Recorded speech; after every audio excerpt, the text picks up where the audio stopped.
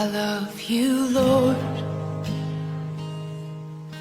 Oh, your mercy never fails. And I will dwell in the house of the Lord forever. Now, the word translated goodness and mercy is one word.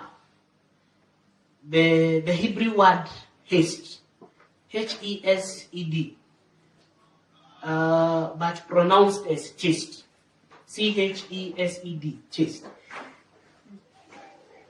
This word, surely goodness and mercy. If you read from the English, you might just think we are speaking of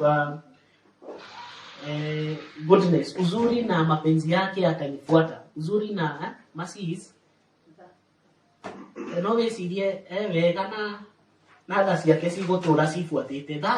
that might be just it.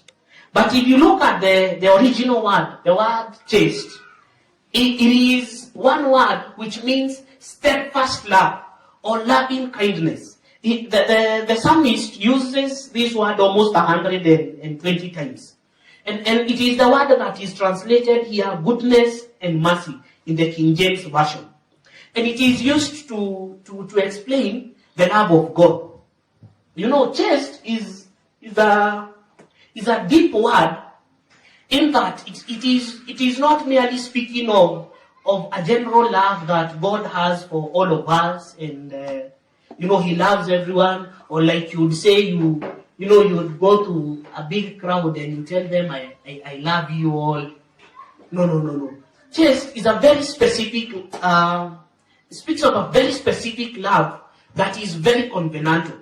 Because all the words translated as chaste from the word chaste, either mercy or loving kindness or tender mercies. If you read from the book of from the Psalms, from the Psalm 138,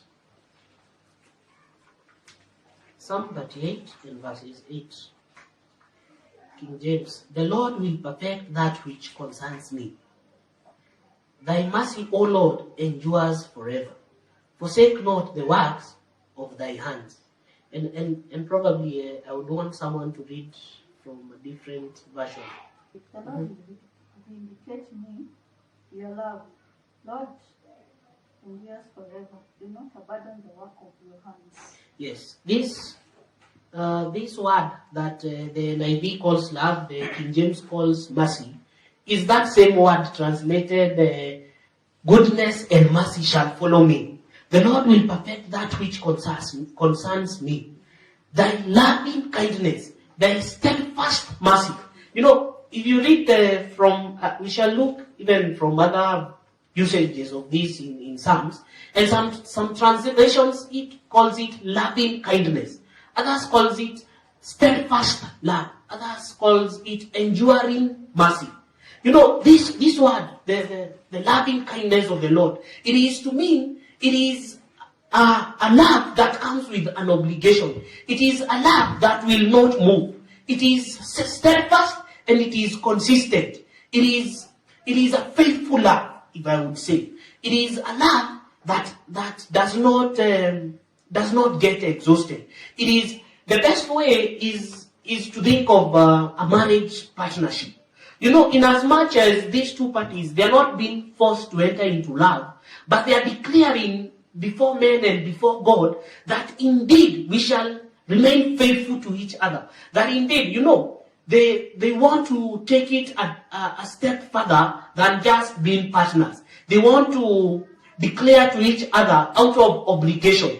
And this is the word that is translated mercy in the King James Version in this psalm, that the Lord will perfect that which concerns me, thy loving, the steadfast love. And I would want us to think for a moment when we read Psalms 23, verse 6. Oh, your mercy never fails. Verses 14.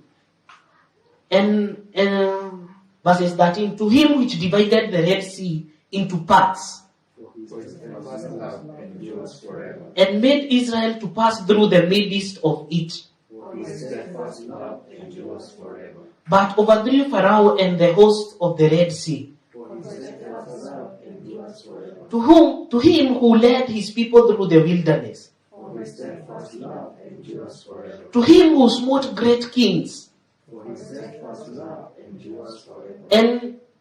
and slew famous kings. For his steadfast love endures forever. Verses 24. And he has redeemed us from enemies, For his steadfast love endures forever. who gives food to all flesh. For his steadfast love endures forever. Oh, give thanks to the God of heaven. For his steadfast love endures forever. Yes, for his steadfast love endures forever.